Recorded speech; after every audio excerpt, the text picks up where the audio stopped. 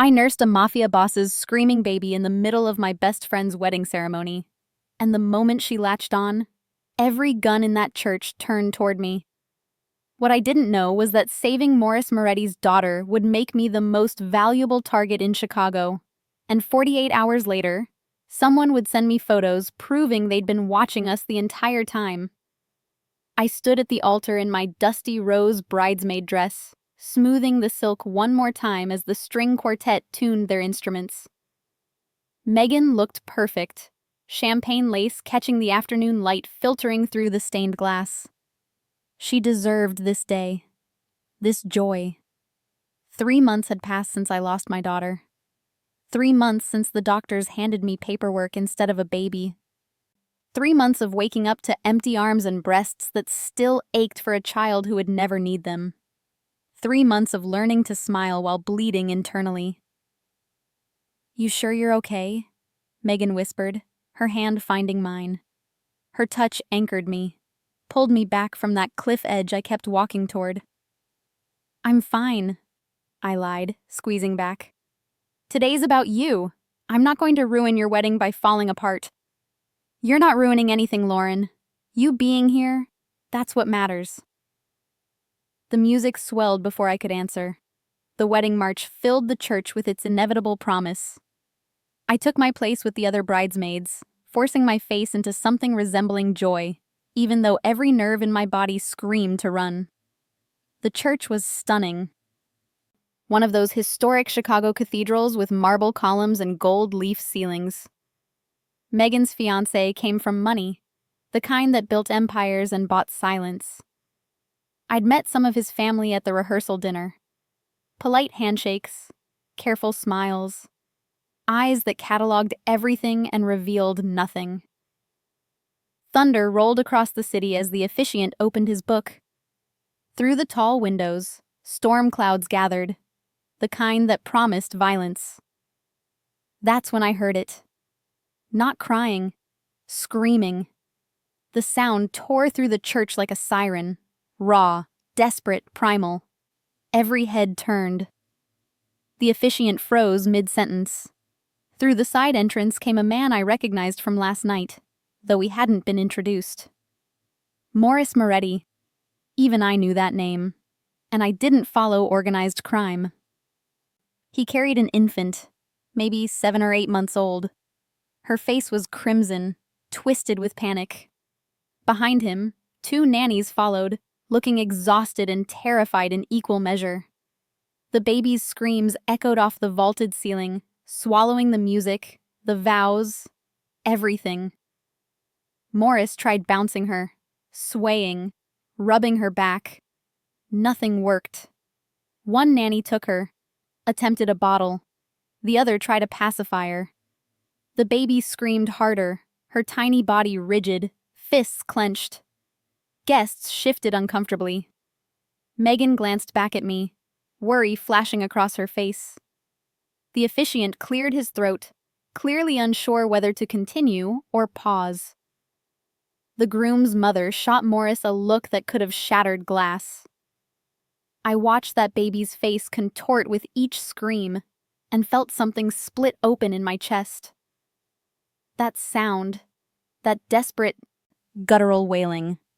It triggered every maternal instinct I'd been trying to bury since they told me my daughter didn't make it. My body responded before my brain could intervene. My breasts ached. My arms felt viciously empty.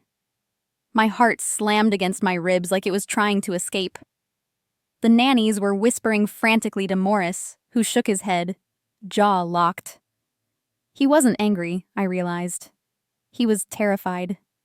This man, who probably made grown men beg, looked absolutely paralyzed by his own daughter's tears. I moved without permission from my rational mind. Stepped down from my place beside Megan. Walked down the aisle toward the chaos. Every eye followed. Whispers rippled. I didn't care. "May I?" I asked when I reached him. Morris Moretti stared at me. Up close, he was even more intimidating than expected. Tall, broad-shouldered, with the kind of presence that made oxygen feel scarce. but there were shadows carved beneath his eyes, tension in every line of his posture, exhaustion bleeding through the control. "You're the Maid of Honor," he said, voice low, rough. "Lauren," I corrected. "And yes, may I try?" He looked at his daughter, at the nannies who shrugged helplessly, then back at me. Something in his expression cracked, desperation overriding suspicion. He handed me the baby. Nora was heavier than my daughter would have been, warmer, more solid. The weight of her in my arms felt like resurrection and devastation happening simultaneously. She screamed directly into my ear, her little body trembling.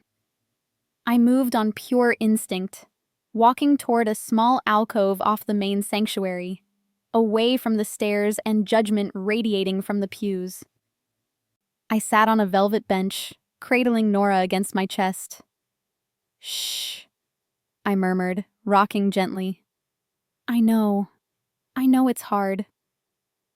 She didn't stop crying, but the pitch changed slightly. I could feel her exhaustion, the way her whole body shook. This wasn't tantrum crying. This was a baby who needed something she hadn't been getting. My dress had a wrap front. I'd chosen it specifically because it reminded me of the nursing clothes I'd bought and never got to use. My fingers moved automatically, loosening the fabric. I hesitated for just 1 second, thinking about what I was about to do, about how completely inappropriate this was. Then Nora's cries hit a pitch that sounded like breaking, and I stopped thinking altogether. I guided her to my breast, half expecting nothing to happen. But my body, still confused about why there was no baby to feed, responded immediately. Nora latched on. Her cries cut off so abruptly the silence felt like a physical force. I looked down at her tiny face, at her dark eyes already starting to close as she fed. Tears ran down my cheeks, hot and unstoppable. This wasn't my baby. This wasn't my daughter. But for just a moment, holding this child, feeling her relax against me, something inside me loosened. "Thank you." I looked up to find Morris standing at the alcove entrance. I hadn't heard him approach. His eyes weren't on me. They were on his daughter. And the expression on his face made my throat close. "She's hungry," I said quietly. "How long has she been refusing bottles?" "Weeks, maybe longer." He ran a hand through his dark hair, destroying the careful styling. "4 nannies have quit.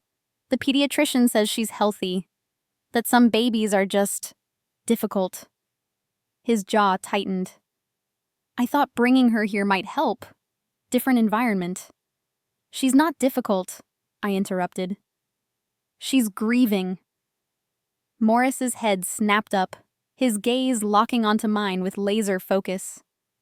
"What?" "Her mother. She died during childbirth, right?" I'd overheard someone mention it last night. Whispered gossip about Morris Moretti's wife dying and leaving him alone with an infant daughter. He nodded slowly, wary. Nora never got to breastfeed, never had that connection with her mother, and now she's being passed between nannies, fed from bottles, never finding the comfort babies are hardwired to need. I looked down at Nora, who was still nursing peacefully. "She's not difficult, she's desperate." Morris moved closer. Sat down on the bench beside me. I could feel the heat radiating off him. Smell his cologne mixed with something else. Stress and exhaustion and fear. "The doctors never said." "Most doctors don't think about infant trauma," I said. "They look for physical problems, not emotional ones." I stroked Nora's soft dark hair, so much like her father's. "But babies know. They know when something's wrong, when someone's missing. They just can't tell us in words." Silence stretched between us, broken only by Nora's soft feeding sounds and the muffled music from the ceremony. which had apparently resumed without us. "You lost a baby," Morris said. Not a question. I stiffened. "How did you know?" "The way you moved. The way you knew exactly what to do." His voice gentled slightly. "And the way you're crying." I hadn't realized I was still crying. I wiped at my cheeks with one hand, trying to pull myself together. 3 months ago. She was born too early. Didn't survive. "I'm sorry." The simple words, spoken with genuine feeling, nearly broke me completely. I focused on Nora instead. On the miracle of this baby I didn't know, finding comfort from a body that had been useless to the daughter I'd lost. "Why are you doing this?" Morris asked. "You don't know us. You could have stayed up there. Let her cry. Finished your friend's wedding." "I couldn't," I admitted. I heard her screaming, and it was like my body moved on its own. Like some part of me that's been dead since I lost my daughter suddenly woke up. Nora had stopped feeding, her eyes closed, breathing deep and even. Sleep claimed her so quickly it was almost absurd. I carefully shifted her to my shoulder, adjusting my dress with one hand. Morris watched every movement with an intensity that should have been uncomfortable but somehow wasn't. "How long can you stay?" he asked. I blinked. "What?" "At the reception. After. How long before you need to leave?" Confusion must have shown on my face because he continued, words coming faster, urgently. "Nora needs you. Not for a few minutes. Not just right now." He paused, jaw working like the words were physically difficult. "She needs someone who understands what she's missing, who can give her what I can't." Another pause. "I need you to help her. To help me figure out how to be what she needs." The reception was already underway when Morris found me in the alcove, Nora still sleeping against my shoulder.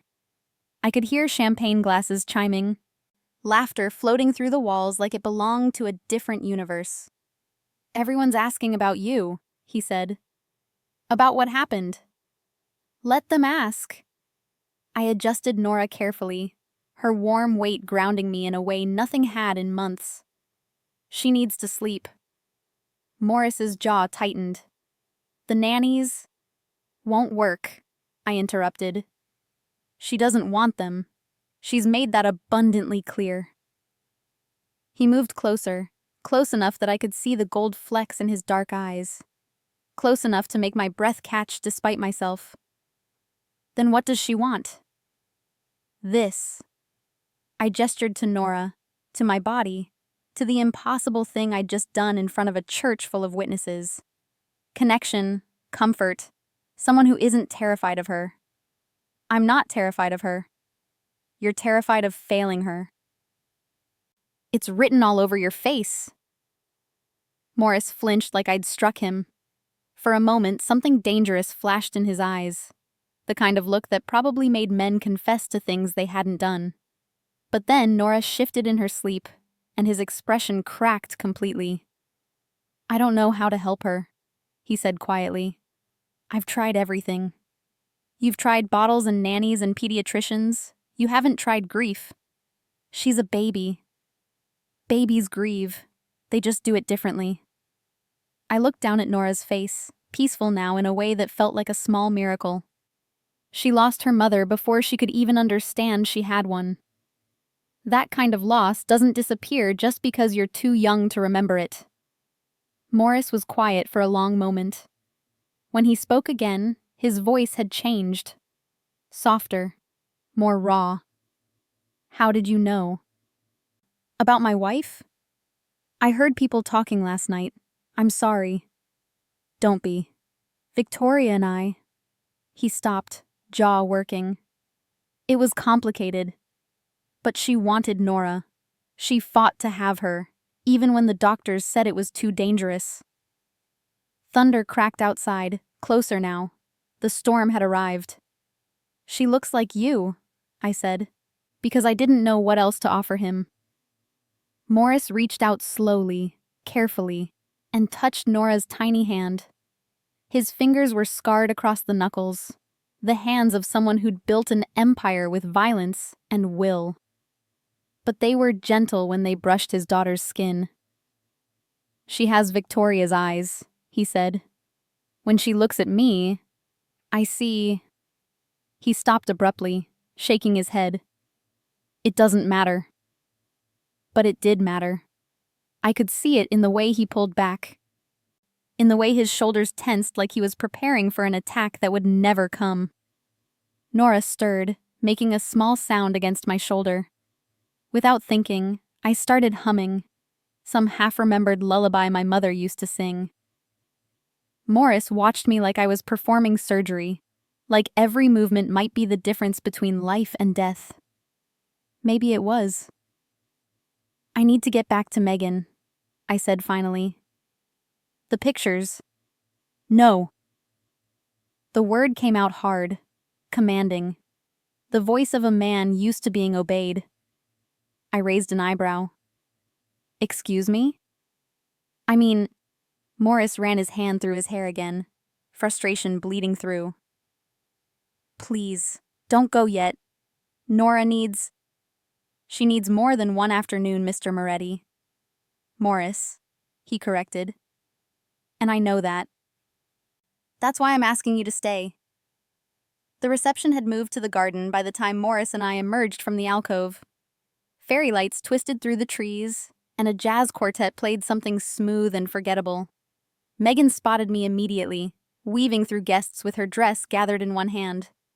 "Lauren, oh my God, everyone's talking about—" She stopped when she saw Nora, still asleep against my shoulder. Her expression softened. "Is she okay?" "She's fine now." I glanced at Morris, who stood behind me like a shadow. "Megan, this is Morris Moretti. Morris, my best friend Megan Ortiz. Well, Megan Chen now." Megan's eyes widened slightly at the name, but she recovered quickly, extending her hand. "Mr. Moretti, thank you for coming. And I'm so sorry about the disruption during the ceremony." "The disruption was mine," Morris said. "Your friend was kind enough to help.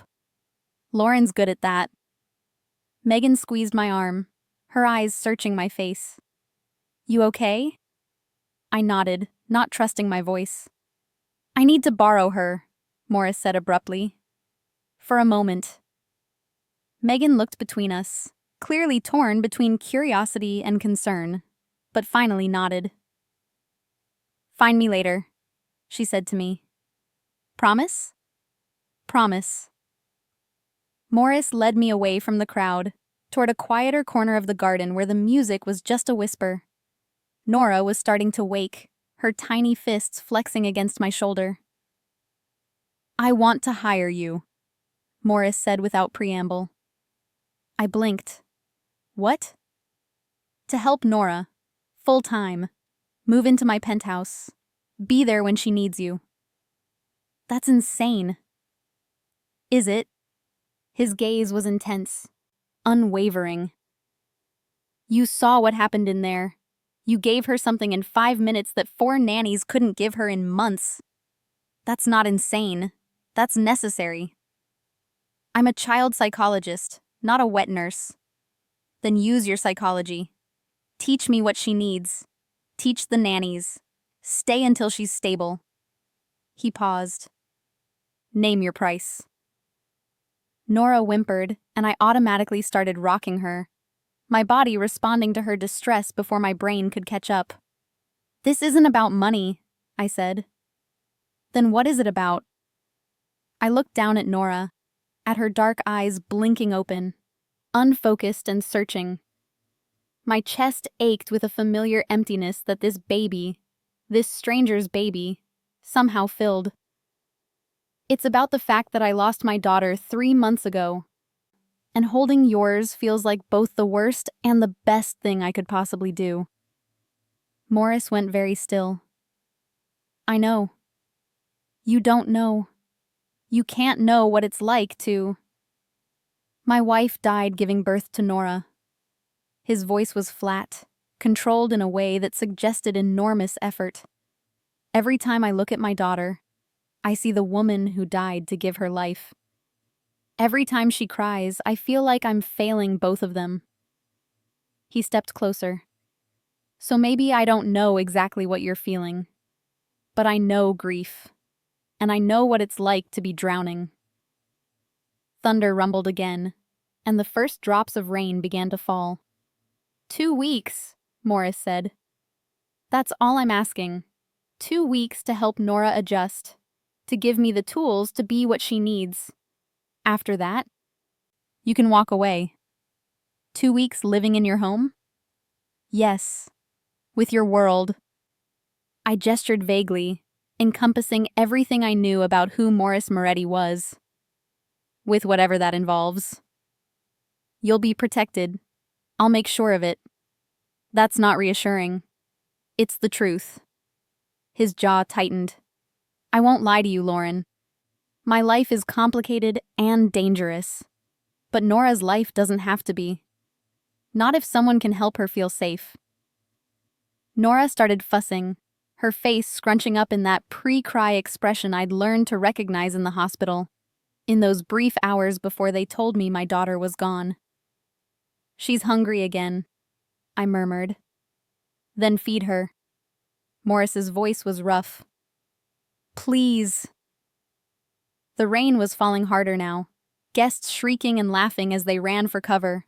But we stood there, Morris and I, with his daughter between us like a question neither of us knew how to answer. 2 weeks, I heard myself say. But I have conditions. Name them. I'm not your employee. I'm a consultant. I come and go as I need to. And if at any point I feel like this is hurting me more than helping her, I walk away. Morris nodded slowly. Agreed. And you tell me the truth. About your world. About what I'm walking into. No surprises. Something flickered in his eyes. Hesitation, maybe, or calculation. As much as I can, he said finally. It wasn't a yes, but it wasn't a no either. Nora started crying in earnest now, and I made my decision the way I'd made it in the church, with my body instead of my brain. Okay, I whispered. 2 weeks. Morris's exhale was barely audible over the rain. Thank you. The penthouse was exactly what I expected and nothing like I'd imagined. 47th floor, floor-to-ceiling windows overlooking Chicago's skyline, furniture that probably cost more than my annual salary. But it was the security that made my skin prickle. Cameras in every corner, reinforced doors, a man stationed in the lobby who'd nodded at Morris with the kind of deference that came from fear, not respect. Nora's room is this way, Morris said, leading me down a hallway lined with abstract art that probably belonged in a museum. The nursery was beautiful. Soft grays and whites. A crib that looked like it had never been used. Shelves full of toys still in their packaging. But it felt sterile. Unlived in. Like a stage set for a baby instead of an actual child's room.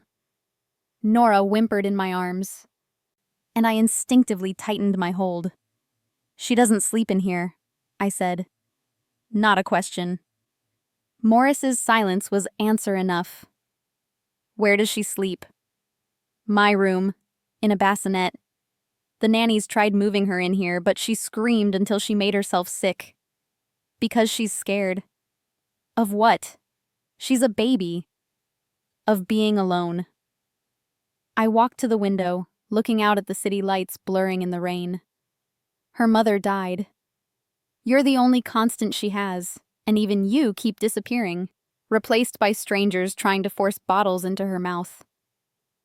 Morris leaned against the doorframe, arms crossed, watching me with that unsettling intensity. I run a business. I can't be with her every moment. I'm not saying you can. I'm saying she needs to know you'll come back. That she's not going to be abandoned again. I'm not abandoning her.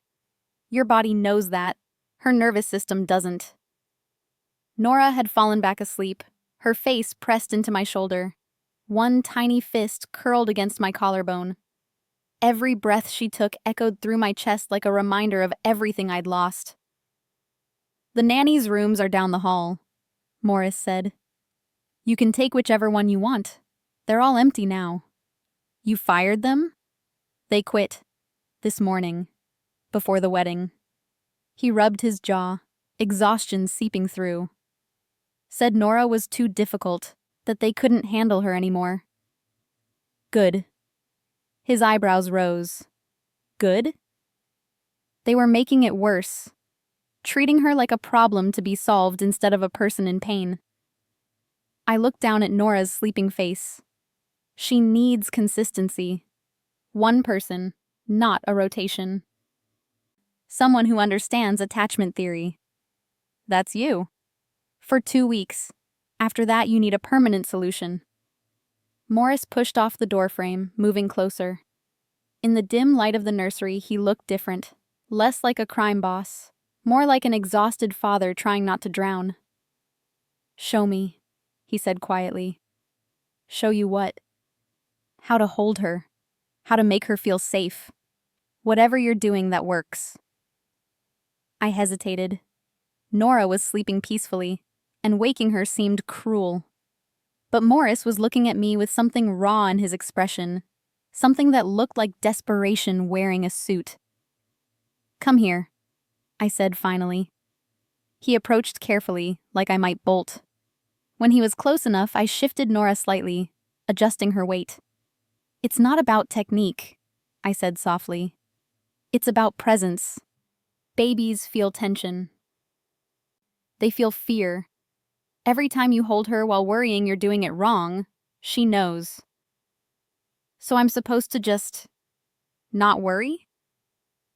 You're supposed to breathe, to be present, to let yourself feel whatever you're feeling instead of trying to control it." Morris's jaw tightened. "That's not how I operate." "I know, but it's how she needs you to operate." Nora stirred, and I made a soft shushing sound, my hand rubbing small circles on her back. She settled immediately, burrowing deeper into my shoulder. "She trusts you," Morris said. There was something in his voice, not quite jealousy, not quite grief, but somewhere in between. "She trusts that I won't hurt her. That's different." "Is it?" I met his gaze. In the shadows of the nursery, with rain streaking the windows behind us, Morris Moretti looked almost human, almost breakable. "Your room," I said, changing the subject. "Show me where she sleeps." He led me across the penthouse to the master suite. It was massive. King bed, sitting area, another wall of windows. The bassinet sat beside the bed, sheets tangled like Nora had fought sleep every single night. "She wakes up every hour," Morris said. "Sometimes more. The pediatrician said it's normal, that she'll grow out of it." "It's not normal, it's trauma." I laid Nora carefully in the bassinet, watching her face scrunch up immediately, her body tensing. "See?" I kept my hand on her chest, applying gentle pressure. "She's already starting to panic. Her nervous system is in constant fight-or-flight mode." "So what do I do?" "You stay. You let her feel you nearby. You stop trying to train her to be independent and start teaching her that the world is safe." Morris sat on the edge of the bed, elbows on his knees, head in his hands. For a long moment, he didn't speak. "I don't know how to do this," he said finally. "Any of this." "Neither do I admitted. "But we'll figure it out." He looked up at me, and something passed between us. An understanding, maybe, or a shared recognition of just how broken we both were. Nora whimpered, and we both moved toward her at the same time. The first week passed in a blur of feeding schedules and sleepless nights. Nora began to settle, slowly, tentatively, like a wild animal learning that the hand reaching for her wouldn't strike. She still cried, but the edge of panic had dulled. She still refused bottles, but she'd started accepting solid foods when I fed her. Small victories that felt monumental. And Morris watched. Not obviously. Not in a way that would make me uncomfortable. But I felt his eyes tracking me through the penthouse, when I paced the living room with Nora at 3 a.m., when I sang those half-forgotten lullabies, when I sat in the reading chair with her tucked against my chest, both of us pretending this was normal. "She's gaining weight," Morris said one morning, finding me in the kitchen with Nora propped on my hip while I made coffee one-handed. "The pediatrician said it's the first time since—" He stopped. "Since her mother died," I finished. "You can say it, Morris. Avoiding the words doesn't make the reality disappear." He leaned against the counter, dressed for whatever business required him to wear a three-piece suit at 7 a.m. "You're not afraid of me." "Should I be?" "Most people are." I shifted Nora to my other hip, studying him. "Most people don't see you at 4 in the morning, trying to rock your daughter back to sleep while singing off-key." Something flickered in his expression. Embarrassment, maybe, or amusement. "You heard that?" Thin walls. I poured coffee into 2 mugs, sliding one across the counter to him. "You have a terrible voice, by the way." Victoria used to say the same thing. The name hung between us, heavy with everything neither of us wanted to acknowledge. Morris took a sip of coffee, his gaze fixed on Nora, who was playing with the collar of my shirt.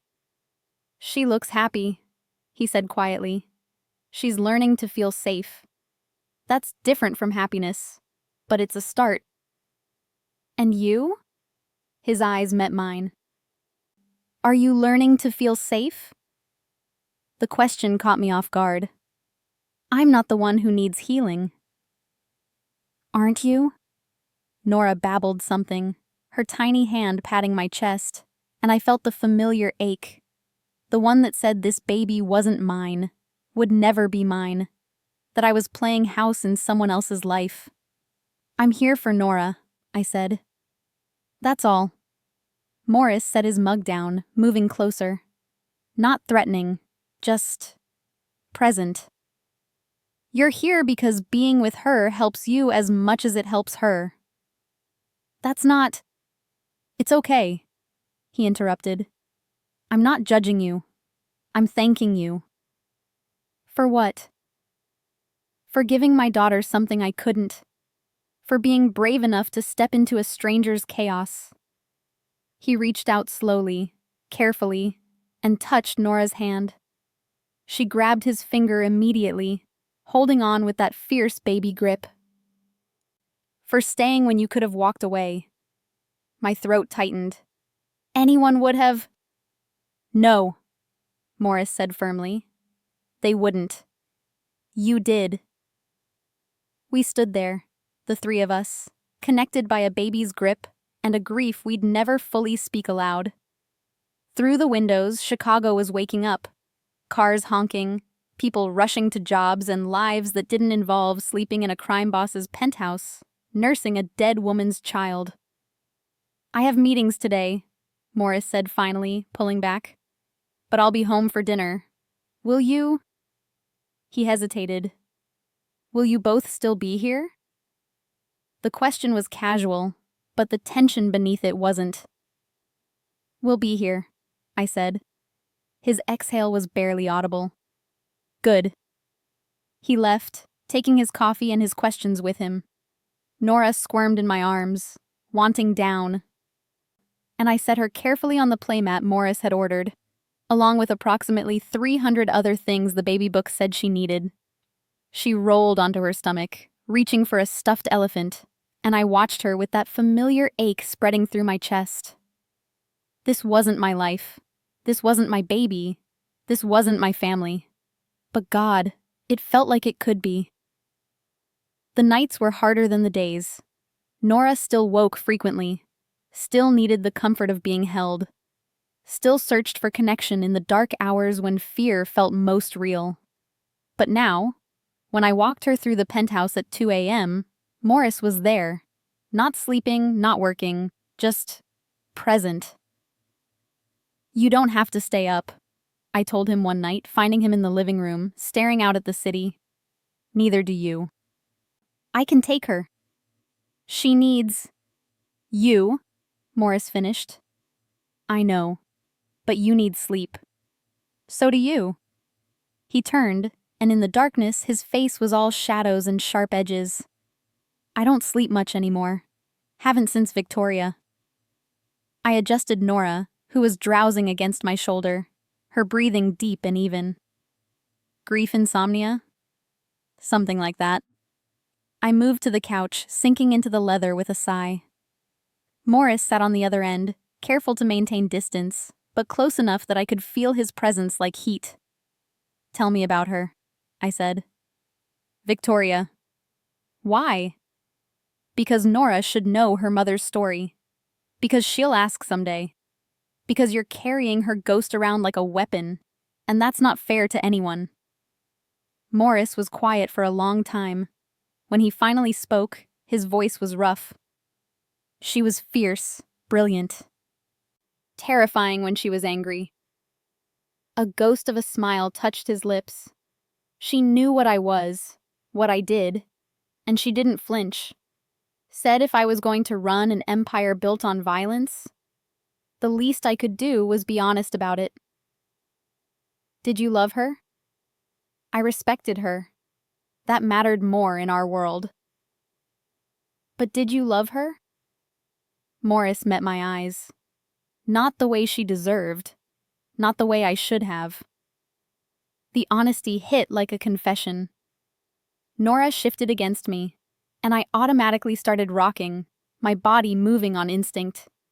She wanted Nora, Morris continued. The doctors said pregnancy was dangerous, that her heart couldn't handle it. She did it anyway.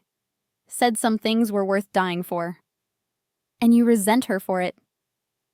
His jaw tightened. I resent that she made a choice that left me alone with a child I don't know how to love. You love her, I said quietly. You just don't know how to show it. How do you know? Because you hired me. Because you sit up at night even though you could pay someone to do it. Because you watch Nora like she's the most terrifying, precious thing you've ever seen. I paused. That's love, Morris. It just doesn't look like you thought it would. He stood abruptly, moving to the windows, his shoulders tense. What if I fail her? What if 2 weeks from now you leave and everything falls apart? Then you start again. That's what parents do. I'm not a parent. You're her father, I interrupted. That's all she needs you to be. Morris turned, and there was something raw in his expression. Something vulnerable that made my breath catch. What if that's not enough? It will be. I stood, moving toward him with Nora still asleep in my arms. Here, take her. Lauren, take your daughter, Morris. Hold her. Feel her heartbeat. Remember why you're doing any of this. He hesitated, then reached for Nora, his large hands careful as he lifted her from my arms. She settled against his chest without waking, and I watched his face transform. Fear melting into something softer, something tender. She trusts you, I said. That's all you need to know. Morris looked at me, Nora between us like a bridge, and something shifted in the air, something dangerous and inevitable and completely terrifying. Lauren, don't, I whispered. Whatever you're about to say, don't. Why not? Because we're both too broken for this. Because in a week, I'm supposed to leave. Because this, I gestured between us, isn't real. It's proximity and grief and desperation. What if it's more than that? I stepped back, putting space between us even though every instinct screamed to move closer. It can't be, I said. For Nora's sake, it can't be. But even as I said it, I knew I was lying. We both did. The envelope appeared on the kitchen counter 3 days later. my name written in elegant script across the front. I found it while making breakfast. Nora babbling in her high chair, Morris already gone to whatever meeting required him to leave before dawn. Inside was a single photograph. Me, leaving my apartment building. Me, walking through Grant Park. Me, sitting in the coffee shop on Monroe Street where I'd gone twice since moving into the penthouse, desperate for a taste of my old life. No note, no explanation, just the photos, taken from a distance, evidence that someone was watching. My hands shook as I set them down. Everything okay? I spun to find Marcus, Morris's head of security, standing in the doorway. He was built like a tank, with kind eyes that didn't match the gun I knew he carried. Where did this come from? I held up the envelope. Marcus's expression went hard. When did you find it? Just now. It was on the counter. He moved quickly, pulling out his phone, speaking in rapid-fire Italian. Within minutes, 3 more men appeared, checking cameras, sweeping the penthouse, treating this like what it clearly was, a threat. You need to tell Morris, Marcus said when he came back. Tell me what? Morris's voice cut through the chaos. He stood in the entryway, still in his suit. But something about his posture had changed, sharper, more dangerous, the version of him I'd been trying not to see. Marcus handed him the envelope without a word. Morris looked at the photos, and his face went absolutely cold. When? This morning. Someone got past the lobby security. That's impossible. Apparently not. Morris's gaze snapped to me, and I saw it then. The fury, barely controlled, simmering beneath the surface. Pack a bag. We're moving you to the safe house. I'm not going to a safe house. I'm not in danger. You are now. He threw the photos onto the counter. Someone's watching you, Lauren. Someone who knows you're living here, who knows your routine. That's not coincidence. Who would want to? Trent Silvio, Marcus said quietly. The name meant nothing to me, but Morris's reaction said everything. His jaw tightened, his hands curling into fists. You're sure? It's his signature move. Surveillance before action. He's probing for weaknesses.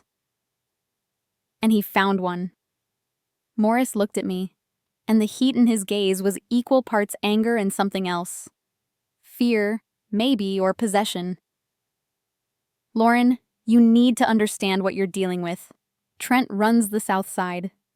We've had an uneasy peace for the last 2 years, but he's been looking for an excuse to break it. What does that have to do with me? You're living in my home, taking care of my daughter. To him, that makes you leverage. The words hit like ice water.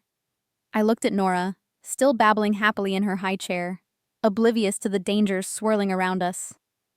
I should leave, I said. End the 2 weeks early. If I'm putting Nora at risk. You're not leaving. Morris's voice was flat, commanding. That's exactly what he wants. To isolate me. To make me vulnerable. So you're using me as bait? I'm protecting you. He moved closer, his presence overwhelming. There's a difference. Is there? Yes. His hand came up, almost touching my face, then dropped. If I was using you, I'd have told you about the threats 2 days ago. My stomach dropped. What threats? Marcus cleared his throat. Phone calls, messages delivered to our businesses. Trent's been escalating for weeks. We thought it was posturing, but this... He gestured to the photos. This is different. You should have told me, I said to Morris. I had a right to know what I was walking into. If I'd told you, you would have left. Exactly. And Nora would have regressed. And you would have gone back to your empty apartment, and we'd both be drowning again. His eyes burned into mine. I'm not apologizing for wanting you safe. Safe isn't the same as imprisoned. No, but it's better than dead. The bluntness of it stole my breath. Nora chose that moment to shriek with laughter, throwing her toy elephant across the kitchen, and the absurdity of it, this domestic chaos happening while men with guns discussed my potential murder, made me want to laugh and scream simultaneously. "I need air," I said. "You're not leaving this penthouse without security." "Then send someone with me." "But I can't." My voice cracked. "I can't breathe, Morris. I need 5 minutes to process that someone's been photographing me, that I've walked you and Nora into danger just by being here." Morris studied me for a long moment, then nodded at Marcus. "Take 2 men. Stay within sight. She doesn't talk to anyone." "I'm not a prisoner." "No," Morris agreed. "You're the woman taking care of my daughter, which makes you more valuable than anyone else in this building." The way he said it, not possession, not manipulation, just raw truth, made my chest tight. 30 minutes, I said. "That's all I need." "Take an hour. Clear your head." "But Lauren?" He waited until I met his eyes. "When you come back, we're going to talk about what happens next." "What do you mean?" "I mean you signed up for 2 weeks. That timeline just changed." The park was crowded despite the cold, joggers and dog walkers and people desperately pretending Chicago winters weren't brutal.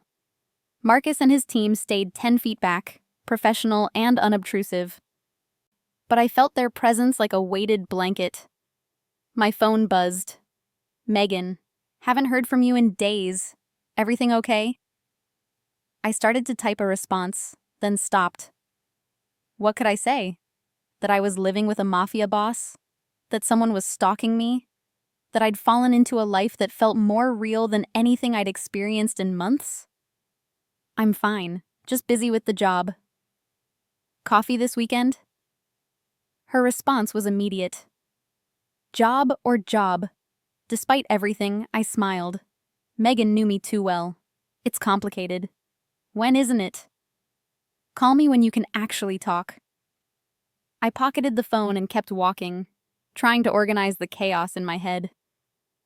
2 weeks had seemed manageable. A temporary arrangement. A way to help Nora while giving myself purpose. But now, with threats and surveillance and the weight of Morris's world pressing down, those 2 weeks felt like a cage I'd walked into willingly. And the worst part? I didn't want to leave. Not because I was afraid, though I was. Not because Nora needed me, though she did. Because somewhere in the sleepless nights and whispered conversations and moments when Morris looked at me like I was something precious and terrifying, I'd started to care. About him. About this broken family.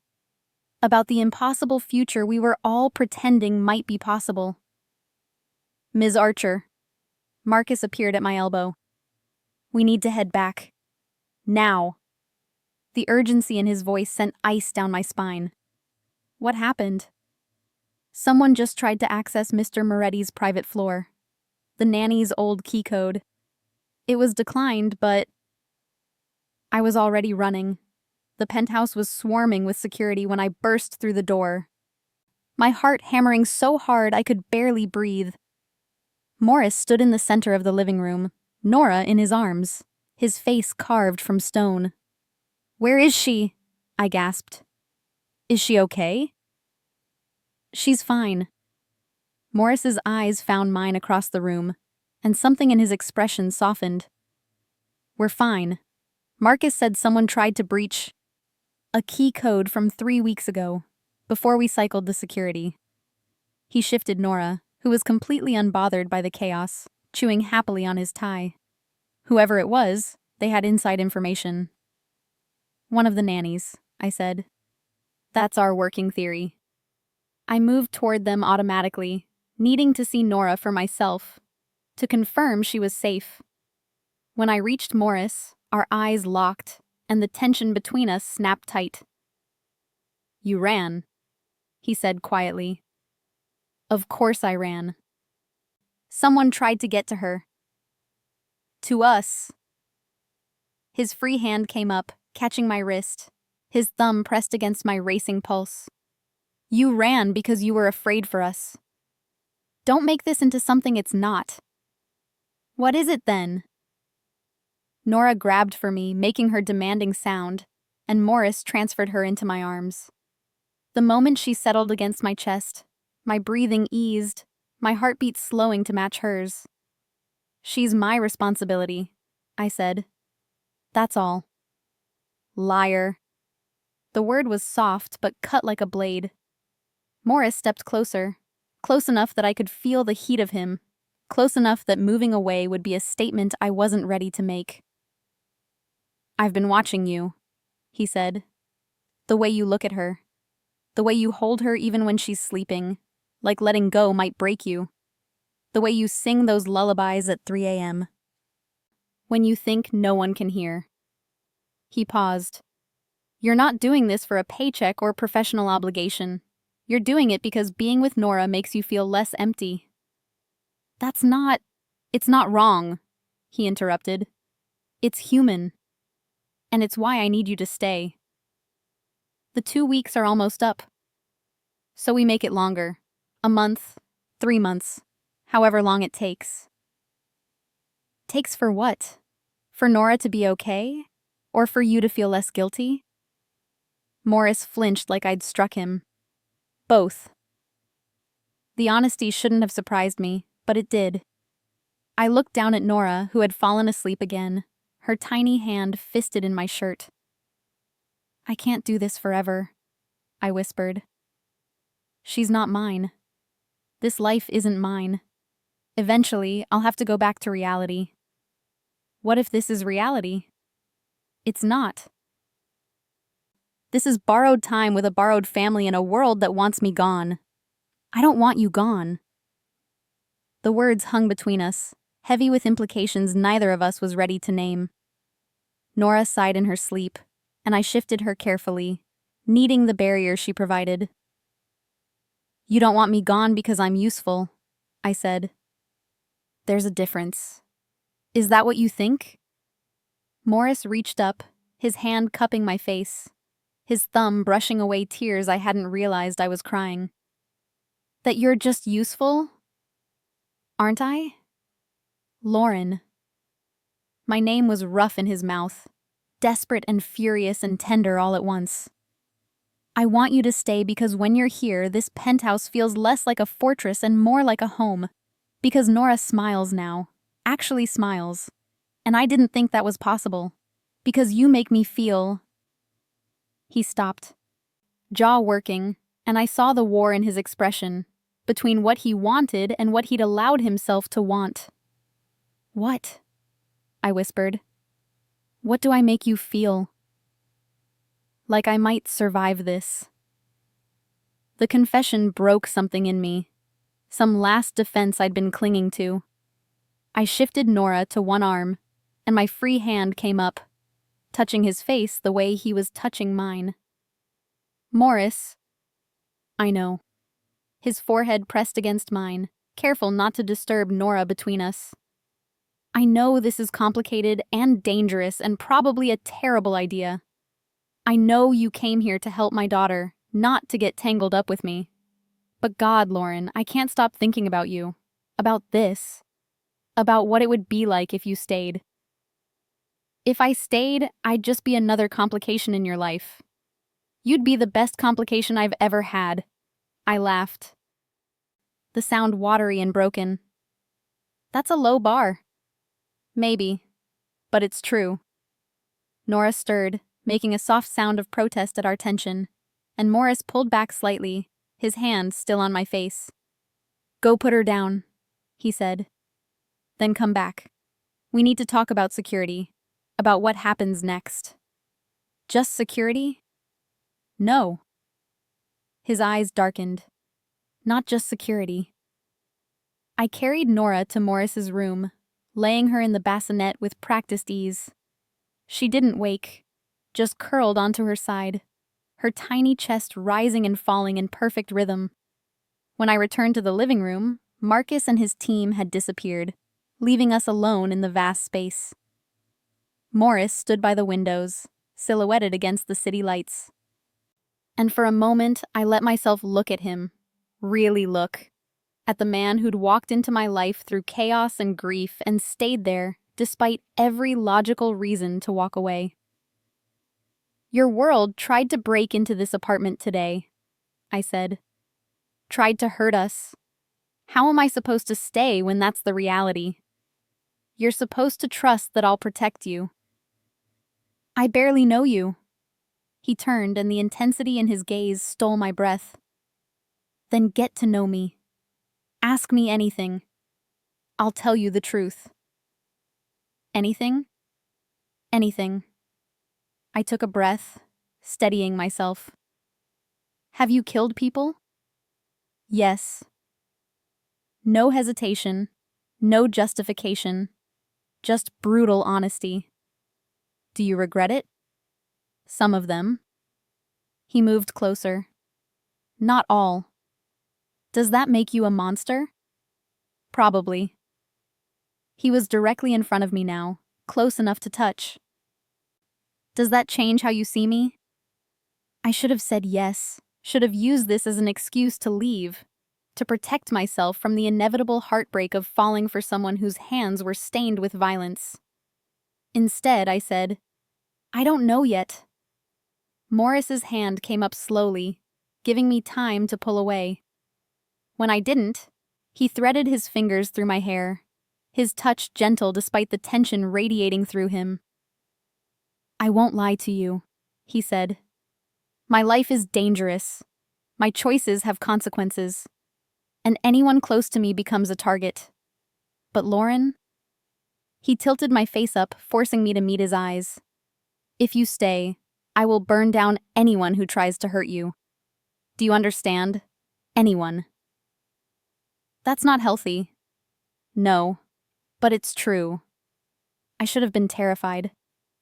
Should have run screaming from this man who spoke about violence like other people talked about the weather. Instead, I kissed him. It wasn't soft or tentative or careful. It was desperate and furious, and 3 weeks of tension finally breaking. Morris made a sound low in his throat, his hands tightening in my hair, and kissed me back like I was oxygen and he'd been drowning. When we finally broke apart, both breathing hard, his forehead rested against mine. "This is a terrible idea," I whispered. "Probably the worst I've ever had. I'm still leaving in a week." "No," Morris said, his voice rough. "You're not. You can't just... stay." The word was a command and a plea.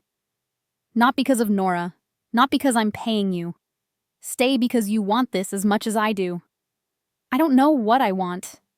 "Yes, you do." His thumb traced my lower lip. His eyes dark with want and something deeper, something terrifying. "You want to feel alive again. You want to matter. You want to belong somewhere, with someone who sees you." "And you see me?" "Every single day." I kissed him again, softer this time, letting myself feel the truth of it. This impossible, dangerous thing growing between us. When I pulled back, Morris's expression was raw, vulnerable in a way I'd never seen. "Stay," he said again. "Please." "And God help me," I heard myself whisper. "Okay." The photo appeared on my phone 2 days later while I was feeding Nora breakfast. No text, no warning. Just an image that made my blood turn to ice. Morris and me, standing by the windows, his hand in my hair, our lips pressed together. The angle suggested someone had been across the street with a telephoto lens. Professional. Intentional. Proof. My phone rang immediately. Unknown number. "Hello?" "Ms. Archer?" The voice was smooth, cultured, completely unthreatening, which made it worse. "I hope I'm not interrupting breakfast." My hand shook so badly I nearly dropped the spoon. Nora babbled, reaching for her juice cup, oblivious. "Who is this?" "A concerned observer. You've been spending quite a lot of time with Morris Moretti. His daughter seems quite attached to you." "If you have something to say..." I'm saying that attachments can be dangerous, especially when they involve children. A pause. I'd hate to see something happen to sweet little Nora because her father made poor choices about who he lets into his life. The threat was clear, even unspoken. You stay away from her, I hissed, my body automatically moving between Nora and the phone. As if that could protect her. If you so much as... I don't need to get close to hurt her, Ms. Archer. I just need to make one phone call to Child Protective Services. An anonymous tip about a known criminal raising an infant. About an unlicensed caregiver with recent mental health concerns providing childcare. They'd have Nora in foster care within 24 hours. My vision grayed at the edges. You're bluffing. Am I? Shall we find out? Another pause, letting the threat sink in. Or you could make this simple. Leave. Walk away from the Morettis. Go back to your quiet little life. And Nora stays safe. The line went dead. I stood there, phone still pressed to my ear, heart hammering so hard I thought I might be sick. Nora banged her hands on her tray, demanding attention, and I forced myself to breathe, to move, to function despite the terror clawing at my throat. Marcus found me 10 minutes later, sitting on the floor with Nora in my lap, tears streaming down my face. Lauren? What happened? I handed him my phone without speaking. He looked at the photo, and his expression went carefully blank. The kind of blank that meant he was furiously angry but too professional to show it. I'll get Morris. No. I wiped at my eyes, trying to pull myself together. He's in a meeting. This can wait. This can't wait. Someone just threatened his daughter. They threatened me. Said if I don't leave, they'll call CPS. Marcus swore in Italian. Trent Silvio, it has to be. Who is he? Really? Morris's biggest rival. They've had a truce for 2 years, but Trent's been looking for leverage to break it, to expand his territory. And now, he gestured to the phone, to me, to Nora. Now he found it. So what do? You tell Morris. Let him handle it. How? By starting a war? I looked down at Nora, who was playing with my necklace, completely unaware that her life had just become a bargaining chip. She's a baby, Marcus. She can't be collateral damage in some mafia power struggle. Which is exactly why Morris needs to know. Morris walked through the door before Marcus could say anything else, still in his suit, phone in hand, clearly in the middle of 10 different crises. But the moment he saw my face, everything else fell away. What happened? Marcus handed him the phone. Morris looked at the photo, and something terrifying shifted in his expression. Rage so cold it felt like winter had entered the room. He turned to Marcus, spoke in rapid Italian, his voice deadly calm. Marcus nodded and left. Then Morris knelt in front of me, his hands on my shoulders, his eyes searching mine. Did he hurt you? No, just threatened. Said he'd call CPS if I didn't leave. That he'd make sure Nora was taken away. Morris's jaw worked. He won't. How do you know? Because I'll kill him first. The words should have shocked me. Instead, they felt like protection. You can't just murder everyone who threatens us, I said. Watch me. Morris. No. He stood, pacing like a caged animal. You don't understand. Trent doesn't make empty threats. If he says he'll call CPS, he will. And he'll have enough evidence manufactured to make it stick. Witnesses, documents, whatever it takes. Then I'll leave. If that's what keeps Nora safe. You're not leaving. Morris spun toward me, his eyes blazing. That's exactly what he wants. To isolate me. To take away the one thing that's made Nora stable. I'm not a thing. No, you're everything. He knelt again, his hands framing my face, forcing me to look at him. Do you understand? You walked into my life and gave me back my daughter. You made this place feel like more than a fortress. You made me remember what it's like to want something other than survival." His voice cracked. "I can't lose you. I won't. Even if staying puts Nora in danger? Staying doesn't put her in danger, Trent does, and I'm going to end him for it." I believed him. Believed he would burn down the entire city to keep us safe. And that terrified me more than Trent Silvio's threats ever could. The war room was exactly what it sounded like, a conference room on the penthouse's lower level, filled with maps and photographs and men with guns discussing violence like it was a business transaction. I shouldn't have been there. Morris had tried to keep me upstairs, but I'd refused to hide while decisions about my life were made without me. "She's not part of this," one of Morris's lieutenants said, glancing at me with thinly veiled disdain. "She is now," Morris replied coldly. "Trent made her part of it when he sent that photo." "And what exactly is she?" another man asked. "The nanny? Your girlfriend? Because if she's just hired help..." "She's mine." Morris's voice cut through the room like a blade. "That's all you need to know." The silence that followed was deafening.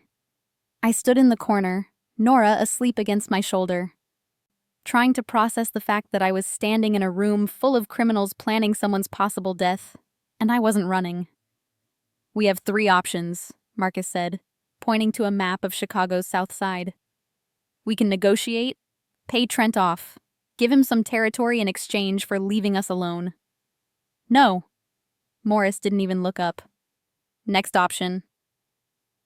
We can go to war, hit his distribution centers, cut off his revenue streams, make him regret threatening us. Casualties? High, on both sides, and it would take months, maybe years to win." Morris's jaw tightened. "And the third option?" Marcus hesitated. "We make him disappear, quietly, before he can follow through on his threats." "You mean murder him?" I said. Everyone turned to look at me. "Yes," Marcus said simply. "I mean murder him." I should have been horrified. Should have grabbed Nora and run from this room, these men, this world that solved problems with violence. Instead, I asked, would it work? Would it keep Nora safe? Morris's head snapped up, surprise flickering across his face. "Lauren, I'm not naive," I interrupted. "I know what you are, what this is. I'm asking a practical question. If Trent Silvio dies, does that end the threat? Or does it just create 10 more? The room was silent. "It ends the immediate threat," one of the men said finally. "Trent has no clear successor.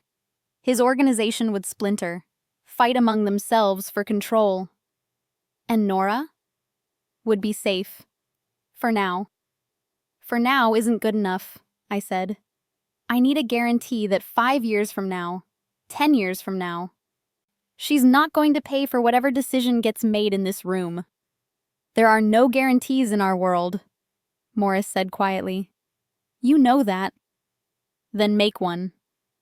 I shifted Nora, who stirred but didn't wake. "You told me you'd burn down anyone who tried to hurt us. Prove it. Make this choice mean something." Morris stood, moving toward me until we were inches apart. "If I do this, if I give that order, there's no going back. For me, for us. You'll know exactly what I'm capable of." "I already know. And you can live with that?" I looked down at Nora, at her peaceful face, at the life we were all fighting to protect. "I can live with whatever keeps her safe." Morris's eyes darkened. He turned back to the room. "Marcus, you have 48 hours. Make it clean. Make it look natural. And make sure no one traces it back to us." Marcus nodded, and the room erupted into planning, logistics and timetables and details I didn't want to hear. I slipped out quietly, taking Nora back upstairs to the nursery. away from the violence being orchestrated in her name. Morris found me an hour later, sitting in the reading chair, Nora asleep in my arms. "You should go," I said without looking up. "Finish your meeting." "They can handle it." He sat on the floor in front of me, his head tilted back against the chair, exhaustion written in every line of his body. "I need you to understand something." "What?" "Once I give this order, there's no pretending I'm anything other than what I am. You can't look at me the same way. Can't kiss me and pretend my hands are clean. I've never pretended that. Haven't you?" He turned his head, looking up at me. "You've been living in this penthouse for 3 weeks, playing house, acting like we're a normal family. But we're not, Lauren. We never will be." "I know. Do you? Because in 2 days, I'm going to order a man's death. Not in self-defense. Not in the heat of battle. In cold blood. Because he threatened something I care about." His voice dropped. "And I won't lose a single night's sleep over it." "Good," I said. Morris blinked. "What?" "I said good. If you're going to do this, if you're going to cross that line for us, then I want you to be absolutely certain it's the right choice. No guilt, no second guessing, because Nora deserves a father who can protect her without hesitation. And what do you deserve?" I looked at him, this dangerous man who'd given me purpose when I had none. Who'd let me mother his daughter when my arms were empty, who'd made me feel alive again despite everything. "I deserve the truth," I said finally. "And you've given me that from the start. Everything else, the violence, the danger, the moral complexity, that's just reality. I can handle reality."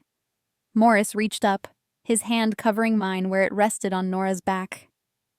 "I'm falling in love with you," he said quietly. "And that terrifies me more than anything Trent Silvio could threaten." My breath caught. "Morris, I know it's fast. I know it's complicated. But Lauren, when I watch you with Nora, when I see you in my home, in my life, I can't imagine going back to the emptiness, to the fortress without light." He paused. "Stay.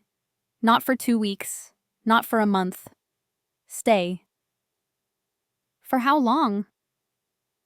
"Forever, if you'll let me." I should have said no. Should have protected myself from the inevitable heartbreak of loving someone whose world was built on violence and secrets. Instead, I leaned down and kissed him, careful not to disturb Nora between us. "Okay," I whispered against his lips. "Forever." The news broke 48 hours later.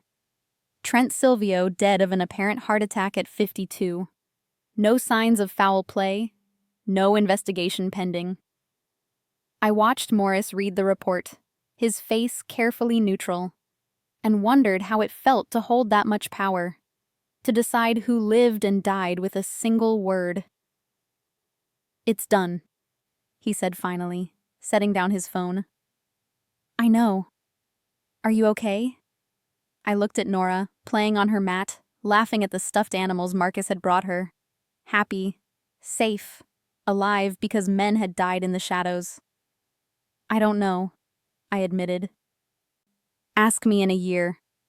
Morris nodded, accepting the honesty. "The threats will stop now. Trent's organization is already fragmenting. You and Nora are safe. For now. For as long as I'm breathing." I believed him. That evening, Morris called a meeting. Not the war room kind.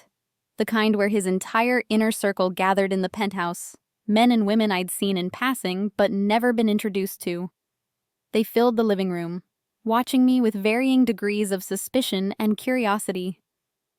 "Most of you know Lauren," Morris began, standing in the center of the room with Nora in his arms.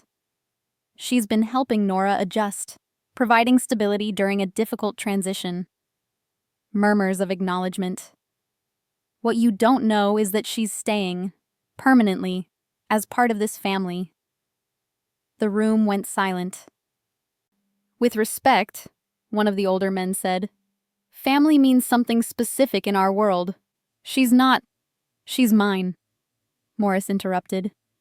Which makes her family. Anyone who threatens her answers to me.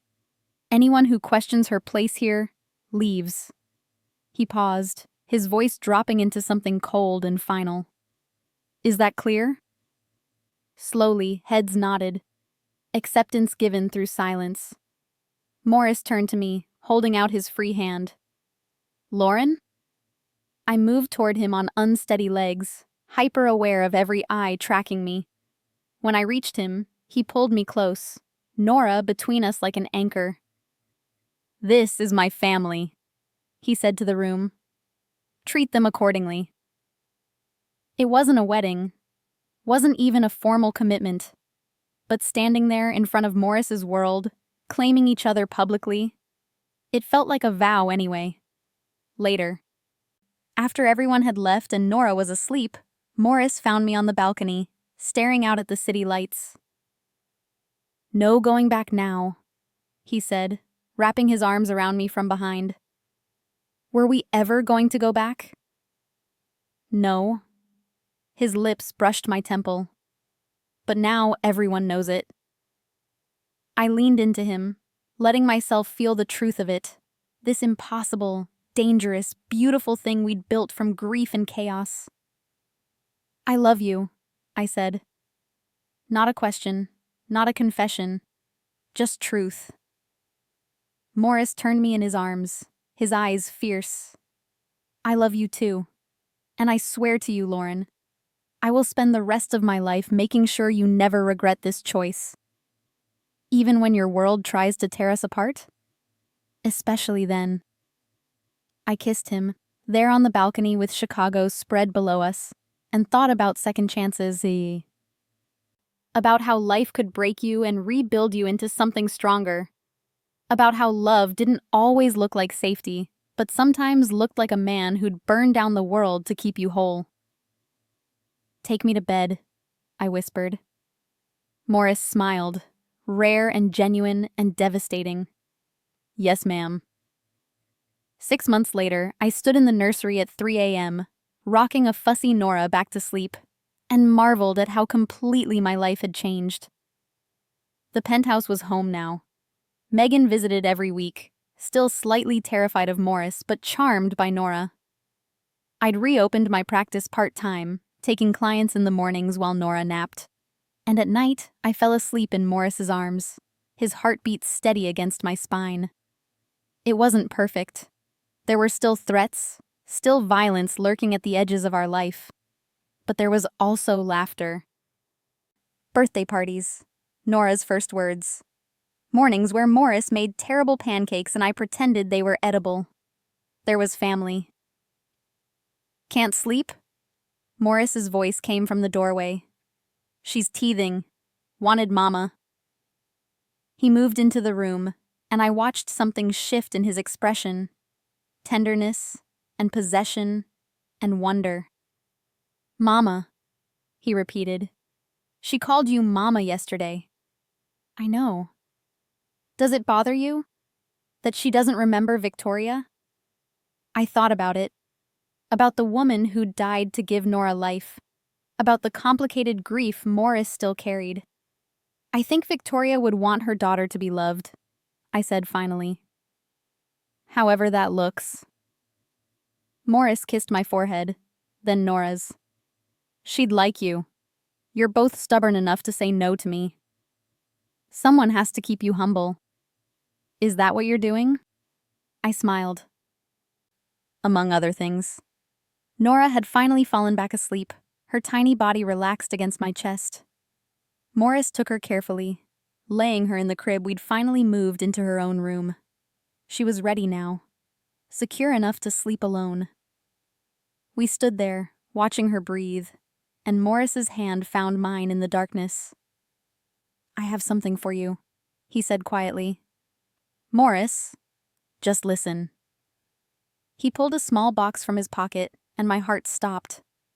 I know this isn't conventional. I know we did everything backwards. The baby first, the love second, the actual relationship somewhere in between. But Lauren, he opened the box, revealing a ring that caught the nightlight's glow.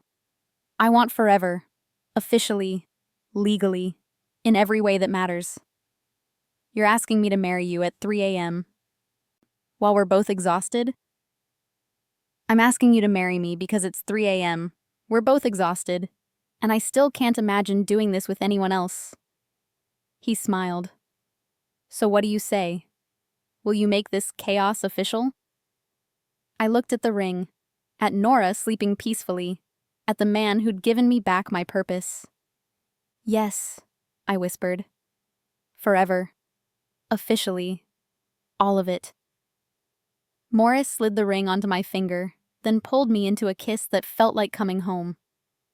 When we broke apart, Nora was still sleeping. The penthouse was quiet, and the whole impossible future stretched ahead of us like a promise. Family, Morris said. Family, I agreed. And for the first time since losing my daughter, I believed it.